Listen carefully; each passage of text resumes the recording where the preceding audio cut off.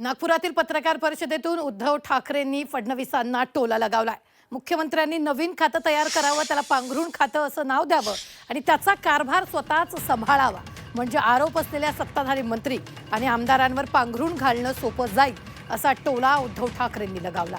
यावर ज्यांनी स्वतःचं पायपुसणं करून घेतलं त्यांच्यावर काय बोलायचं, असा प्रतिटोला एकनाथ शिंदेंनी लगावलेला आहे।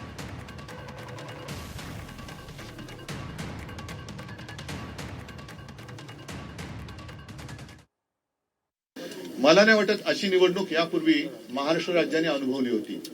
पूर्वी आपण इतर राज्यांच्या निवडणुकांची उदाहरणं द्यायचो की बघा तिकडे कशी गुंडागर्दी सुरू आहे, कसे बंदुका काढल्या जात आहेत, बूथ कॅप्चरिंग कसं केलं जातंय, पैशाचं वाटप कसं केलं जातोय, हे सगळं आपल्या महाराष्ट्रामध्ये व्हायला लागलं। मग इतर राज्य ही ज्यांची उदाहरणं देत होतो त्या राज्यात आता आपल्या महाराष्ट्राचं उदाहरण दिलं जात असेल की बघा तिकडे कशी बेबंदीशाही सुरू आहे। म्हणजे कोणाचा पायपोस कोणात राहिलेला नाहीये।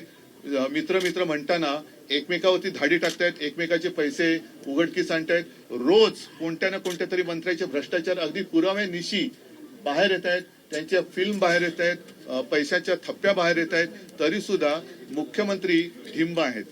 म्हणजे मुख्यमंत्र्यांनी अजून एक खातं निर्माण केलं पाहिजे आणि त्याचं नाव पांघरुण मंत्री असं ठेवायला पाहिजे।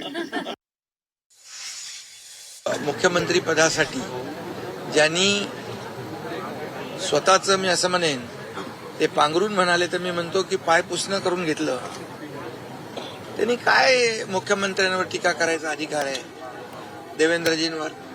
आणि त्यामुळे लोकांनी त्यांची जागा दाखवलेली आहे। प्रत्येकाने आपलं पांघरून पाहूनच हातपाय पसरले पाहिजे।